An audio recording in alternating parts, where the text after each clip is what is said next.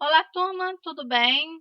Hoje, na nossa aula de história, a gente vai falar sobre a segunda parte e final da aula de A República e os Poderes das Oligarquias. Então, a gente vai falar sobre a República Oligárquica, tá? Que é o quê? A segunda fase, né, da nossa república aí, que se deu início em 1889 com a nossa proclamação da República. Então, vamos lá. A segunda fase da República Brasileira ficou conhecida como a República Oligárquica e compreendeu dos anos de 1894 a 1930. A partir de 1930, né, ao golpe de 1930, nós vamos estudar mais tarde. Então, termina, né, essa segunda fase da República Brasileira e inicia-se o quê? Uma outra tipo de república aí, tá? Em 1894, Prudente de Moraes assumiu a presidência do país. Ele foi o primeiro presidente eleito por voto popular e também o primeiro presidente civil da história. Lembrando que antes existia o quê? A República da Espada, né? Através do governo provisório aí, que teve 2 marechais que assumiu o poder, né? O Floriano Peixoto e o Deodoro da Fonseca. Terminou esse período da República da Espada, então começou esse novo período da nossa história. Identificado, né, com os interesses dos cafeicultores paulistas, Prudente de Moraes chegou ao poder exatamente na época em que ocorria a desvalorização do café. Vamos entender mais isso daí, tá? A causa central dessa crise havia sido no aumento da produção, que resultou na queda do preço do produto no mercado internacional. Então, tinha muito produto, tá, no mercado internacional, fez com que o preço caísse de maneira bruta. Então, ele assume o poder nessa hora aí. E ele foi eleito, né, através do quê? Do apoio dos cafeicultores paulistas, né, que eram a oligarquia na época, que eram os poderosos da época aí, tá? Nesse contexto, o principal objetivo de Prudente, né, de Moraes, era consolidar o poder da oligarquia cafeeira, né? Como ele foi, né, apoiado por essa classe, então vamos o quê? Consolidar o poder deles nessa república. Seus sucessores, né, depois dele, também governaram que de acordo com os interesses de quem? Dos cafeicultores paulistas, né, com a chamada oligarquia rural. Durante a República Oligárquica, 3 mecanismos de poder se consolidaram. Presta atenção nisso aí, porque isso aí foi fundamental, esses 3 mecanismos, na política brasileira, nessa época. Então, vamos estudar esses 3 mecanismos a partir de agora. Que foi o coronelismo, né? Aí a questão da política dos coronéis, o voto de cabresto e a política dos governadores. Então, a gente vai falar primeiro do quê? Do coronelismo e o voto de cabresto, que era muito comum na época. Nos primeiros anos da República, o Brasil era um país predominantemente rural. Mais de 70% da população vivia no campo, sob influência direta dos grandes latifundiários, que era quem? Os coronéis. Então, os coronéis eles tinham uma influência muito grande na população onde ele vivia. A gente pode pegar um exemplo num caso lá dos senhores feudais, que tinham influência dentro dos seus feudos.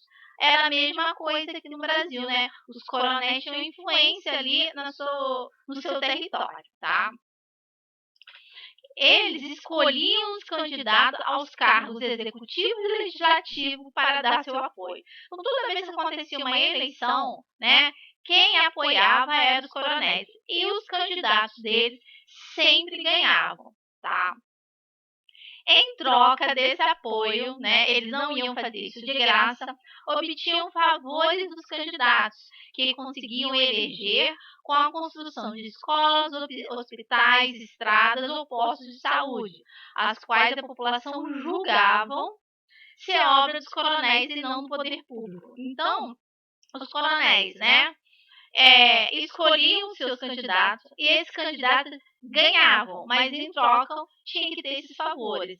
E o que os coronéis falavam para a população? Olha, tá, se vocês votassem, né, ajudavam a eleger o meu candidato, a gente vai ter escola ou hospital. E ele fazia propaganda como se ele fosse o responsável por quê? Trazer essas obras para aquela região, tá?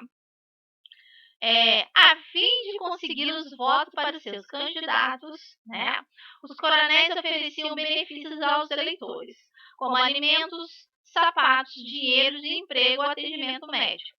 As pessoas que não aceitavam esses favores sofriam ameaças e agressões físicas. Então, gente, a corrupção brasileira, né, esses pequenos favores que existem hoje na nossa política, já vem há muito tempo. Então, existe isso, gente, até hoje, principalmente nas regiões norte e nordeste do Brasil, né? Isso aí já era comum aqui em São Paulo, né? No Rio e Minas. Mas lá no Nordeste ainda prevalece esse tipo de o quê? De política, né? Então aquelas pessoas que não votavam naqueles candidatos, né, eram expulsas de suas terras, tinham que agressões físicas, né? E até o que algumas delas morriam. Porque o coronel queria que o candidato deles o quê? Ganhasse. Para ter em troca o quê? Favores. Assim, o coronel mantinha o quê? Os eleitores que sempre votavam nos seus candidatos, né, indicados por ele. Esse tipo de poder e controle político era conhecido como um voto de cabresto. Vamos entender isso aí. Em referência àquela correia usada na cabeça do cavalo para conduzi-lo. Essa imagem aqui, essas duas imagens mostram claramente o que era a questão do voto de cabresto. Olha só, nessa charge mostra o coronel, né, falando, aperto 1, depois aperto 5. E o eleitor, sim senhor, coronel, o cabresto era isso daí, né? E uma charge também muito usada, essa charge era da época, né? Era o quê? O coronel e o eleitor era como se fosse o quê? Um cavalo, um burro que ele levava lá para colocar o seu voto na urna. E essa última charge aqui, tá o coronel ali com o alimento. Então, a pessoa ia lá, votava e ganhava o quê? Alimento, roupa, sapato, atendimentos médicos. Então, era assim, tá? Que os coronéis, né, impunham o quê? O controle político dos seus candidatos nos eleitores. O controle sobre os eleitores era facilitado pelo fato de o voto ser aberto. Os eleitores declaravam a mesa eleitoral em quem votariam, tá? A fraude era o outro recurso usado pelos coronéis para que os seus candidatos fossem eleitos. Olha só como era clara a fraude, gente, tá? O presidente da mesa, tá, por exemplo, preenchia a ata e falsificava a assinatura. Por quê? Gente, a maior parte da população era analfabeta. Como é que eles iam escrever lá, né? Quem votou e quem não votou. Era o chamado voto de bico de pena. Havia ainda o uso do título de eleitor de pessoas mortas, para que, né, eles votassem no lugar dela. Então, vários mortos, gente, iam lá e votavam. Então, o que acontecia? Num determinado local, né, um exemplo, tinha 500 eleitores, mas tinham 1.000 votos. Então, a fraude era declarada, escandalizada, e mesmo assim era aceita, tá? Aí a gente vai ver agora a política dos governadores das eleições presidenciais. Outra fraude que acontecia aí, tá? Durante a presidência de Campos Salles, que foi outro presidente aí, tá? Foi criada a política dos governadores, o mecanismo para garantir a aprovação dos projetos de leis governamentais. Segundo essa política, nas eleições para o Congresso Nacional, as oligarquias, né, rurais de cada estado tomariam medidas para que apenas os candidatos favoráveis, olha só, aos cafeicultores fossem eleitos, tá? Para isso entravam em cena os coronéis, né, que elegiam lá os seus candidatos para ganharem, né? E suas manobras eleitorais como fraude, violência, compra de votos, troca de favores. Então, se passou o presidente e a fraude, né, com os coronéis continuaram. Depois de eleito, os deputados federais e os senadores tinham de ser aprovado pela uma comissão que foi criada, gente, chamada Comissão Verificadora de Poderes, órgão do Congresso Nacional que averiguava se o candidato poderia ser diplomado e assumir o cargo. Nos poucos casos em que o candidato da oposição conseguia se eleger, a comissão não diplomava, porque tinha que fazer parte daquela panela ali, né, que os coronéis, né, elegessem. Tá? Essa prática foi conhecida como degola. O que é degola? Quando você corta o pescoço. Então, houve candidatos que não eram da oposição, e quando chegava lá nessa comissão verificadora de poderes, eles não eram aceitos, né, para assumir o cargo. Então a gente vê, gente, claramente, né, a corrupção, a fraude eleitoral corria solta, né, na época aí da segunda fase da nossa república aí, né? Durante a República Oligárquica, nas eleições para a presidência do país, também eram adotados mecanismos políticos para garantir que o governo federal se alinhasse aos interesses da oligarquia rural, porque era quem sustentava a política e a economia do nosso país, né? Minas Gerais era o estado mais populoso e com o maior número de eleitores do Brasil, além de ser um grande produtor de leite e seus derivados. São Paulo era o mais rico, né? E graças à cafeicultura. As oligarquias desses estados faziam acordos para manter na presidência da República um representante desses estados. Então, ora era um representante de Minas, ora era um representante de São Paulo, né? Para equilibrar aí os poderes. Esse mecanismo político ficou conhecido como a política do café com leite. O café de São Paulo e o leite de Minas Gerais, né? Então, e os outros estados, né? Como é que ficavam? Não ficavam. Eles não tinham o quê? Voz na presidência da República, né? Sempre que eles colocavam algum candidato, eles sempre perdiam, porque tinha os dois estados, o mais importante, e o Rio de Janeiro, que era o que? A capital federal, que sempre votava o quê? Num candidato ou do Rio, ou votava no candidato de São Paulo, tá? Nessa charge aqui na revista, né, Careta, na época, mostra lá os dois estados, Minas e São Paulo, como os dois mais importantes, né, do país.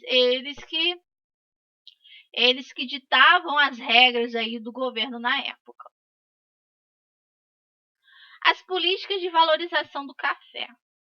A excessiva oferta de café no mercado internacional fez cair o preço do produto a partir dos anos finais do século XIX. A gente viu aí quando Prudente de Moraes assumiu, causando uma crise entre os cafeicultores. Para enfrentar essa crise, implementaram-se políticas para recuperar o preço do café no mercado internacional. A principal delas foi o Convênio de Taubaté. Reunidos em 1906 na cidade de Taubaté, em São Paulo, os presidentes, né, que eram os governadores dos estados, né, aí reuniu de São Paulo, Minas Gerais e o Rio de Janeiro, fizeram um acordo para implementar políticas que impedissem a criação de novas plantações de café e que garantisse o preço mínimo para a saca deste produto, independentemente das oscilações do mercado externo. Então, o que esses três estados se reuniram? A gente tem que implementar políticas para continuar a valorização do café no mercado internacional. Então, vamos parar aí, por enquanto, o dia que abrir novas plantações de café. Vamos deixar essas que estão aí, tá? Para garantir o quê? O preço no mercado aí, tá? O preço mínimo da saca, né, do café, tá? Então, para assegurar esse preço mínimo, os governos estaduais fariam estoques regulares, comprariam parte dessa produção, tá? para estacar e o restante o quê? Vender, para que o preço ele aumentasse, tá? Os recursos financeiros para a compra seria o quê? Por meio de empréstimos, né, da Inglaterra, aí um empréstimo o quê? De 15 milhões de libras esterlinas a ser obtido nos bancos internacionais da época aí. Então, o dinheiro não sairia do quê? Aqui nosso, a gente ia pegar o quê? Dinheiro em bancos internacionais. Então, a gente já estava o quê? Garantindo aí uma enorme dívida externa por causa do café, tá? Então, vamos continuar esse assunto aí. Vamos ver o que vai dar. O então presidente da República, Rodrigues Alves, mostrou-se contrário às propostas do convênio de Taubaté. Ele não gostou disso daí, tá? Mas como, né, a, a como fala? A oligarquia rural era muito forte na época, tá? Então vamos lá. Mas elas foram assim mesmo que aprovado pelo Congresso Nacional, porque boa parte do Congresso era quem? A elite cafeeira da época, né? Após 3 anos dessa política aí, vieram os resultados. Esses resultados não foram bons. O preço do café subiu. E os lucros dos cafeicultores cresceram. Até aí, tudo bem. Porém, o endividamento do país se agravava, porque eles começaram a pedir dinheiro direto para comprar, para fazer aquele estoque, mas eles não pagavam. Com os preços novamente em alta, os cafeicultores aumentaram a produção. Tudo bem. Muitos cafeicultores defendiam que as medidas de emergência recomendadas pelo convênio de Taubaté deveriam se tornar permanentes. E a superprodução continuava. O problema foi contornado com um novo empréstimo e com uma compra de 10 milhões de sacos para os estoques reguladores. A safra do ano seguinte foi menor, por causa de chuvas aí, tá? E o preço ficaram equilibrados. Mas uma nova crise veio, aquela crise de 29, que o nosso maior comprador era os Estados Unidos. Os Estados Unidos fechou completamente as portas para comprar tudo e o preço despencou. Como o Brasil não tinha dinheiro para pagar as dívidas e não tinha dinheiro para suprir essas necessidades aí, né, o nosso preço foi lá embaixo, ninguém tinha como comprar o nosso café porque todo mundo dependia da economia americana. O que aconteceu? A gente teve que queimar as sacas de café. Então foi um desastre completo, tá? No o nosso produto mais importante aqui, né? Que era o café. E a gente entrou numa crise grave, muito grave mesmo, tá? Aí vamos lá. Para tentar suprir isso daí, né? Começou o quê? A produção de borracha. Entre o final do século XIX e o início do século XX, outras atividades econômicas, além da cafeicultura, ganharam uma certa relevância. Uma delas foi a produção de borracha. A matéria-prima da borracha é o látex, extraído principalmente da seringueira, árvore nativa da Amazônia. A extração do látex é trabalhosa, pois as seringueiras encontram-se espalhadas na floresta, distantes uma das outras. Então, o seringueiro ele demora muito para colher o látex, porque as seringueiras são bem espalhadas, tá? No auge da produção e exportação da borracha, né, o Brasil, né, o norte do Brasil, né, onde era a extração aí, né, o Brasil chegou praticamente a 100% de toda a borracha comercializada no mundo. E 1890, uns anos depois, era o que? 90%.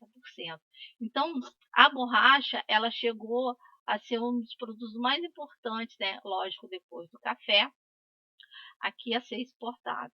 Em meados do século XIX, mais de 500 mil migrantes pobres abandonaram suas terras para tentar enriquecer com a borracha, mas pouquíssimos conseguiram êxito, porque as terras em que ficava a seringa, né, os seringais aí passaram rapidamente para o domínio dos latifúndios e políticos influentes, principalmente da região norte. Eles não eram bobos nem nada, né?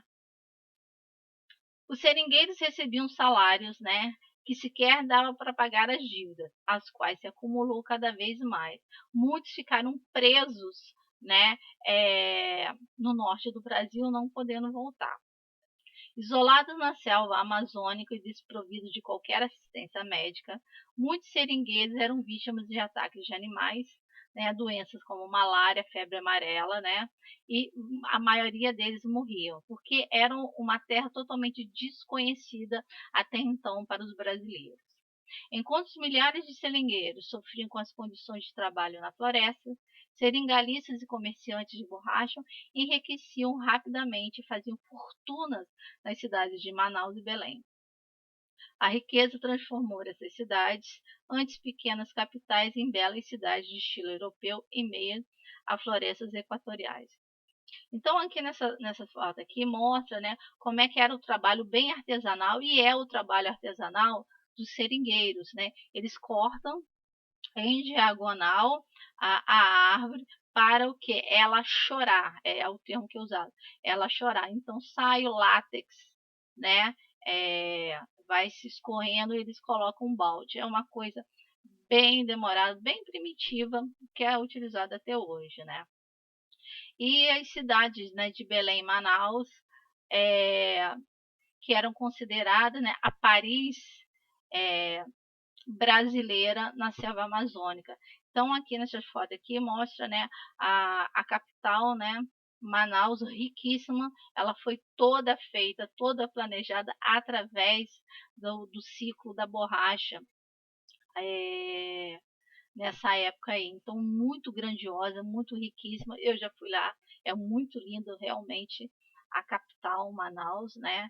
E aqui mostra, né, o teatro municipal de Manaus, toda decorada em ouro, né? Mas de muito bonito mesmo, vale a pena conhecer.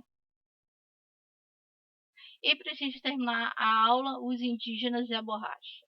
Como é que ficou a condição desse povo que já habitava e já conhecia a extração de borracha há muito tempo, né? Com o avanço da extração do látex no norte do país, parte dos povos indígenas que viviam naquela região foi forçada a abandonar suas terras e a trabalhar nos seringais. Apesar disso, diversos povos indígenas resistiram à ocupação de território. Eles não iam deixar isso aí por menos, né? Eles eram completamente explorados. Muitos indígenas morreram, até mesmo das doenças, né? Malária, febre amarela, porque eram doenças humanas e eles não tinham que anticorpos para isso, né? E dos conflitos entre os homens brancos e eles, né? Muitas vezes expedições tinham de ser abandonadas por causa das ofensivas indígenas contra a apropriação de suas terras e a dispersão de seus grupos. Então, vários povos foram exterminados. Aqueles que resistiram, né, tiveram que trabalhar para os homens brancos. Então, a nossa aula, né, ela termina por aqui. Tá? Então, até mais.